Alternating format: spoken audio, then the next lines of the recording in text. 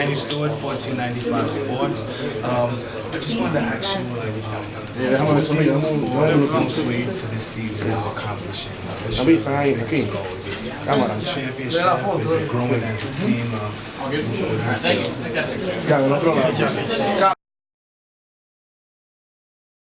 That's a tough situation. I honestly haven't looked into it that much. Two kids keep me kind of busy, so haven't paid that much attention to it. But you know, like I said, our main focus is on what we need to do. You know, not what other teams are doing. What was your reaction to hearing Beltran saying all that? Yeah, you know, like I said, that's kind of out of the players' control, and that was a front office decision. What happened there? So, like I said, I haven't thought that much into it, and you know, whoever is, you know, now we have Louis, so I think we're looking forward to that. And you know, I had him in the minor leagues. Great guy, great manager. Even last year being up here, fun to be around. Communicates well with everybody, so we're excited about that. I think you had Luis in Savannah. 2012. That must have been right after your time with John. Yeah. Or when you came back from it. What do you remember of him from that season? Just knows the game of baseball really well. You know, it's been, what was that, 2012? It's been a while, but being around him last year, knows the game very well. Like I said, communicates really well with everybody. And you ask every guy in there who's been around him, just a good baseball guy and a really, really good person. Jake, very few tickets won the two Sunday if you're live or for you, even if not a time, is that something that helps you get through? Yeah, definitely. You know, I said after I won the first one, that was always the goal, but for it to actually come true is kind of crazy to think about. And then, you know, to win another one and win them back to back is, it's hard for me to actually wrap my head around. You know, growing up, the dream was to play Major League Baseball, and then to win 2 Cy Youngs. Who would have thought? You know, the dream was to actually play the infield, and now to be a pitcher and win back to back, and the list of guys that my name's mentioned with now is just truly an honor. And you know, you always set personal goals for going into a season, so I guess the third one's a goal. How do you feel about the new addition of Dellin Betances? Daniel, 14. You know, he has really good stuff, really great back of the end of the game guy. And you know, anytime you hand the ball over to somebody like that, you're comfortable doing it. So definitely a great addition for us. Are there challenges to getting a new manager this close to spring training? You know, I think for me, like I said, everybody in that room knows what they need to do to get ready. And I think everybody was comfortable with Louis. Everybody knows him, so I think that made it a little bit easier, honestly. Brody said that some players proactively reached out to him to recommend Rojas. Were you one of them? Is that something you did? Honestly, I kind of stayed out of it. You know, I felt like that's not really my position to try to make that decision of who's going to be the manager. So, you know, I let them do the process they went through, and I'm definitely happy with the choice. We've heard a lot about how Luis is a really genuine guy. How does that show up specifically and impact the ball? You can, he definitely is looking out for your best interest. You know, like I said, in the minor leagues, his goal was player development, and even talking to him last year, you know, like I said, that was 2012, and then being with him last year, you can tell that that's still his mindset. He wants you to be your best, and anytime somebody can get that out of players, then it will definitely help the team. What's the off-season you like for your side from that? About the same. You know, been throwing a lot and just trying to get ready for this year. I think the off-season has been a lot of black money for baseball. And it's done nothing to do with the Mets, really, but how much of an impact do you think this has on the game? And how much are you guys, the players around the majors, going to have to talk about this?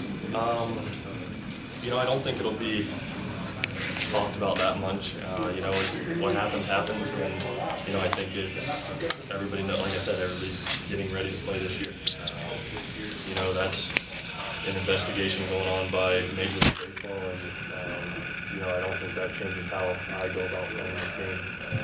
I'm still trying to figure out ways to get guys out.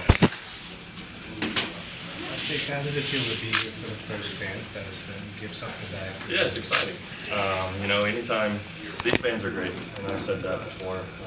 There's no better feeling than running out and pitching in front of these people at Citi Field. And to come up here and give a little back before the season starts is definitely something that's exciting, and glad we could do it. I'm thinking about how to beat Max Scherzer. I'm trying to think about how to beat Aaron Nola, other aces. It's going to be a tough division, and I got to bring my A game every single day. And hopefully, just thinking about the day-to-day process, that'll translate to good stats at the end of the year. Along those lines, you had a great rookie year, and baseball is a constant game of adjustments. What have you been working on during the offseason? As you know, pitchers will adjust to you. I just want to be more fine-tuned. I want to be a complete player. Hopefully, I want to run the bases well. I want to field well, and I want to hit well. I just want to do everything that I can to help my team win. That's it. I want to be a complete player, and I want to be the best that I could possibly be to help my team win. So anything that we need, like if I need to go first to third, I want to be able to do that. If I need to score from second, I want to be able to do that. If I need to make a diving play, like I need to pull that out of my back pocket, or be smart. I just want to be a smart, complete baseball player. You watch a lot of video during the off season. What do you do to get ready, hitting wise for the new season? Just hit. Make sure everything feels connected. Make sure my body's in sync. Because if my body isn't in sync, then it's not going to translate well. So I just want to be nice, controlled, and then come game time, I want to have a plan on whoever's on the mound. And I guess a lot of what I'm trying to do is contingent on who I'm facing that day. So I know, like, okay, if so and so is on the mound, how am I going to beat that guy? What do I need to focus on? What's my plan? So that's basically how I attack. At what point this offseason were you kind of itching to go? Always. Always. I love playing ball. I feel like a little kid out there, and it feels like home. I just love being at the yard. I love taking ground balls. I love hitting. I just love everything that has to do with baseball. And every time I step out on the field, like preparing myself for spring training, or every time I step in the weight room, it's like, God, after this workout, it's one more day closer. It's one workout closer. It's one batting session closer. So I'm just really excited, and we're 2 weeks away. It's gonna be a fun year. I'm just so excited. We've got such a great group, and we have some awesome additions. It's gonna be awesome. Pete, did you get a chance to talk to J.D. Davis or maybe Jake Lesnick about what happened with the Astros? Me and JD kind of keep in contact, but from my understanding, JD, he wasn't really up there. He was up there, I think, maybe for a month and a half, over the course of 2 years, so he didn't really have that much of exposure to it. That's from what my understanding is.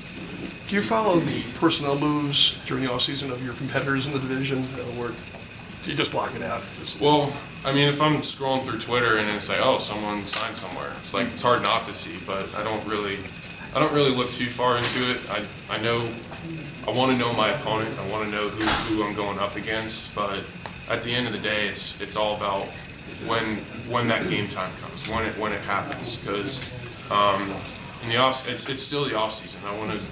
I guess when it's in season go time, that's when I really start to study and figure out what the guy's trying to do, because I don't think anyone is truly the same player from year to year, because guys evolve, guys change, tendencies change, because it is a constant game of adjustment. So you got to figure out how to attack them and how to prevent them exposing you. So it's just a constant cat and mouse thing. Pat, you were talking about facing some of the other pitchers in the National League. Now you're going to have to face Zach Wheeler. So who's going to have the advantage, knowing how he pitched here, or knowing that he will have an advantage knowing how you hit here? That's funny. It's going to be a hell of a battle because he's watched me play and I've watched him pitch. So it's one of those who's got the better game plan, or who gets lucky that day. It's a constant battle. He's a hell of a pitcher, very, very talented. He's got electric stuff. So and we're going to face him a lot. So it'll be interesting what's going to happen. It's going to be a hell of a battle. You mentioned Louis paid his dues. Do you think most guys around the league notice when managers come up through the ranks like that and respect that a little bit more? I think people respect him a ton. Just how he treats all of his players, how he treats other people on the staff, and I mean, it's tough to come up through the minors and as a manager, and he deserves it. I mean, he's worked extremely hard for it, and I'm just happy for him. I'm so happy for him. The day like today, obviously you embraced the fan base last year. What's the day like today for you? Oh, this is awesome. I'm excited to interact with fans, and it's going to be fun because we're excited about 2020, and they should be excited too. So it'll be a fun day. You have your speeches planned for the next day? I'll just wing it.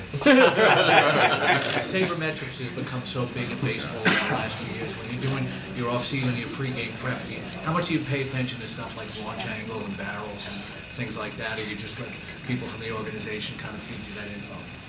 Well, for me, I usually try and dissect the information, because for all the metrics and all the numbers are great, but they don't mean absolutely anything. They don't mean squat if you don't know how to translate them. And for me, I think about, I'd like to think I'm a smarter player, and I want to be able to understand what information is given to me. So I'm not a fan of launch angle.